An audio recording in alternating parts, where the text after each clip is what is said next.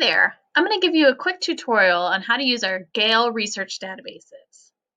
So you're going to find the databases by starting in your APS portal, and you'll notice up top that there's a whole section for Gale Research. So if you click on that, you'll see all of our Gale databases that are available to you.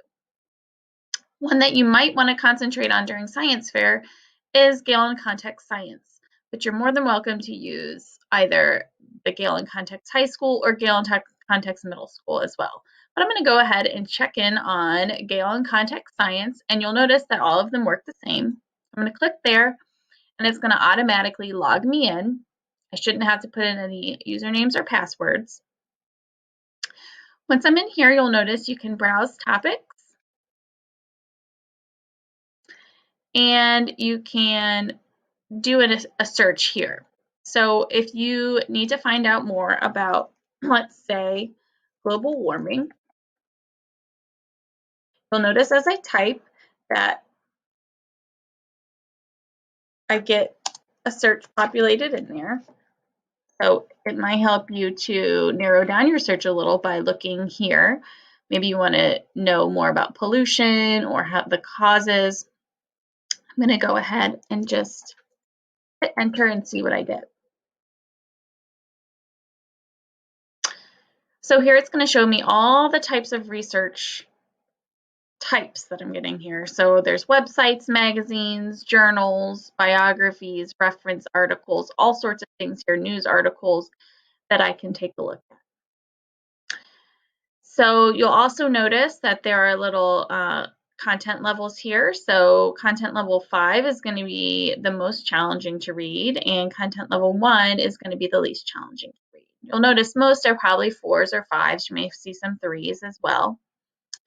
So once you've found the article that is the most relevant to what you're looking for, you can click on it, kind of take a look. You may notice that some articles you can change the content level. So this one is a level 5, and I can change it to a level 4, so it might be a little easier to read.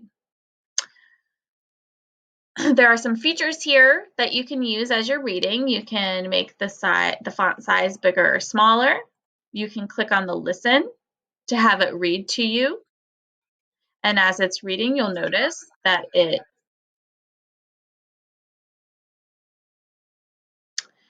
highlights the words as it goes, which is a nice feature. You can also click on the gear here to change the highlights. You can make it slower or faster reading. So there's some things you can change in there. Some other things you might want to notice is that you can highlight. So if you click on it and hold your mouse button, you can highlight things.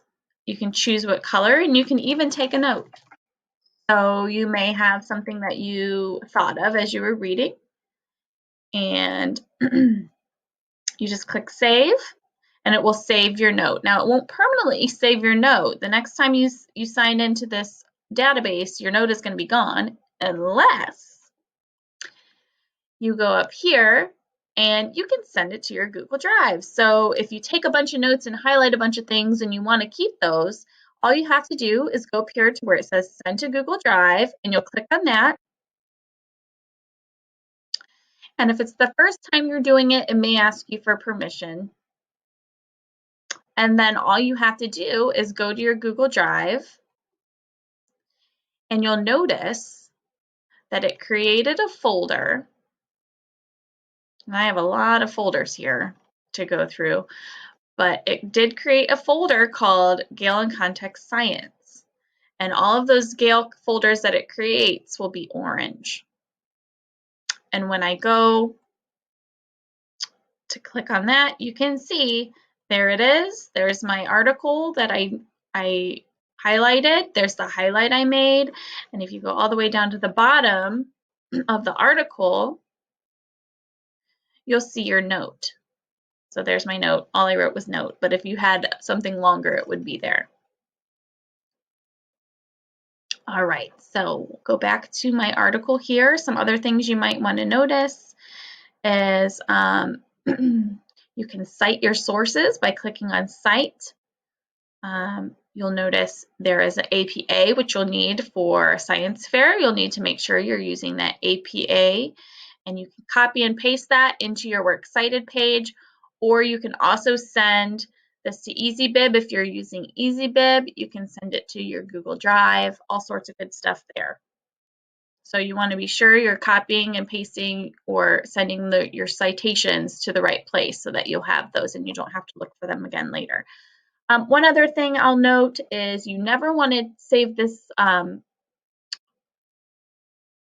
web address up here because that can break. That can be a link that will break, which means it will no longer work.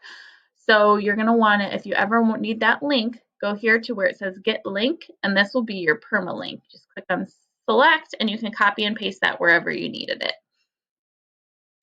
So that is the short version of how to use our Gale Research Databases. If you need any help with your Gale research, please, please, please contact your building's librarian, and they will be more than happy to help you out with that. So good luck to you, and have a great day.